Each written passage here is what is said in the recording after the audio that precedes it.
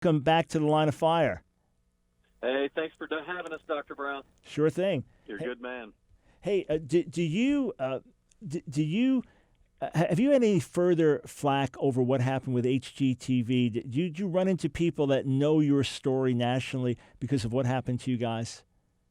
Yeah, this is David speaking. Yes, we do. We run into people in restaurants and airports that remember us from the situation that happened with HGTV. And by and large, even many in the gay community, which is really encouraging, actually support my brother and I and say, listen, we live in a free country. You have the right to believe, and you have the right to express those beliefs. And it's been very interesting to watch. Not only is there a political shift in the country, I really believe that the people of America are sick and tired of these witch hunts and this thought mafia that are going after. They went after us. They went after the Robertsons. They go after anyone that would dare hold to biblical beliefs, and now it looks like they're going to be going after the game.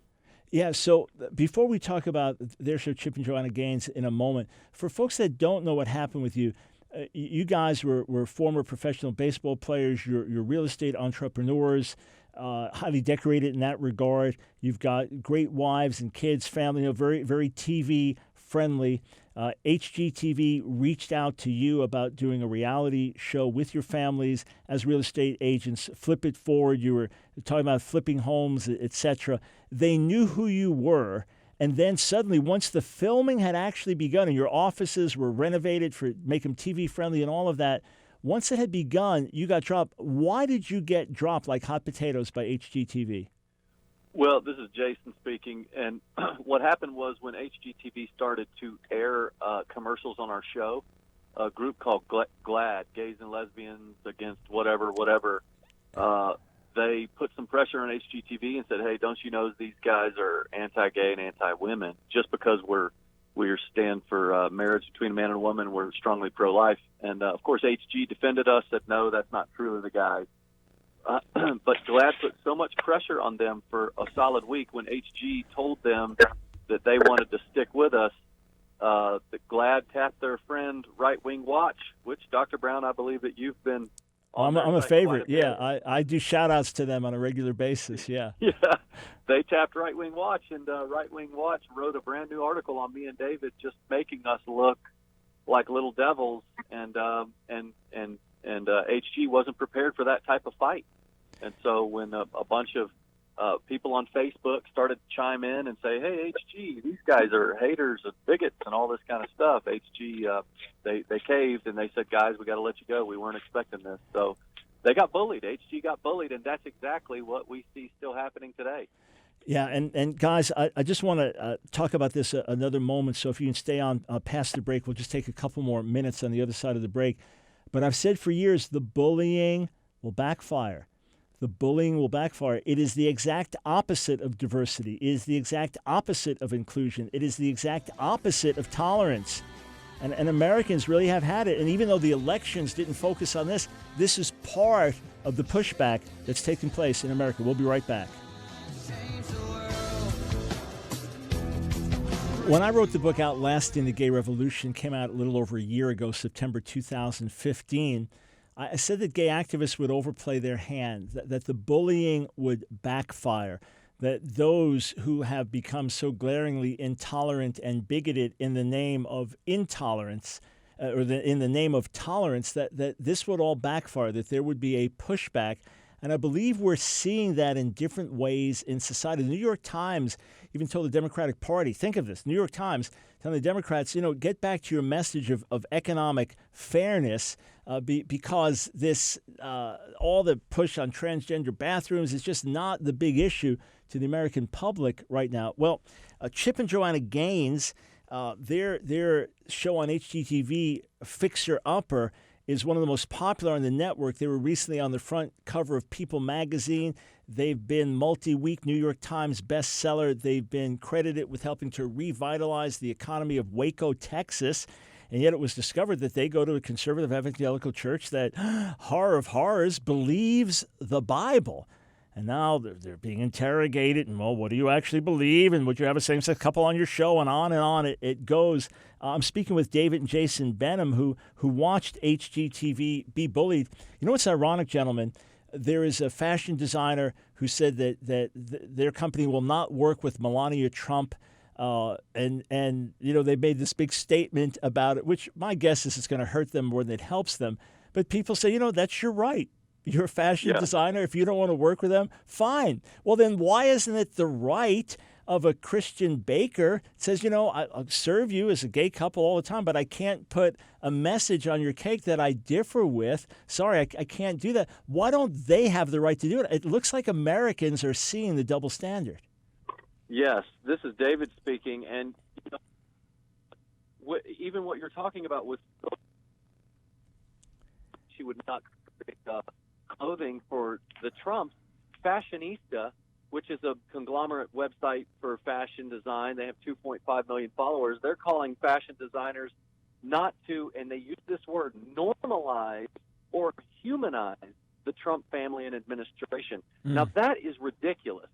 And here we're forcing a baker in Washington, in Oregon, and a florist in Washington State to not. It's not that they didn't want to serve gay people; they did.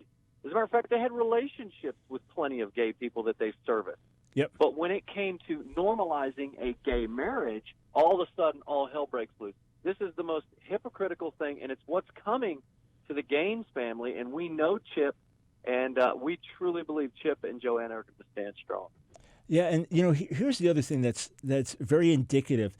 You are leaders in the pro-life movement, and God's really blessed your efforts not only in North Carolina but nationally as well with Cities for Life.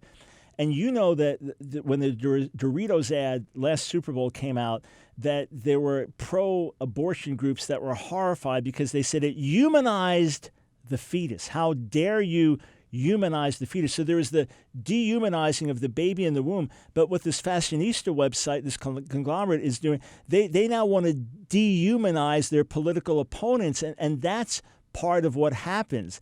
Those who claim that we're doing it by not celebrating same-sex, quote, marriage and things like that, they're actually the ones who are dehumanizing those that they oppose. And again, the double standard is glaring. Hey, one last question.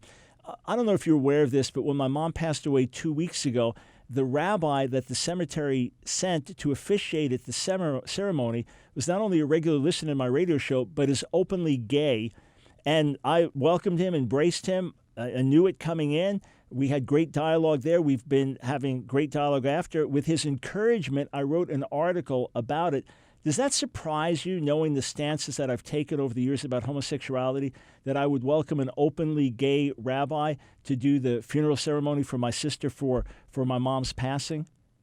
Well, this is Jason speaking, and I can say this, it doesn't surprise us in the least, because you're the one that taught David and I that what we need to do is reach out and resist. We reach out to all people with the compassion and love of Christ, while we resist agendas and ideas that stand against God's best for those same people.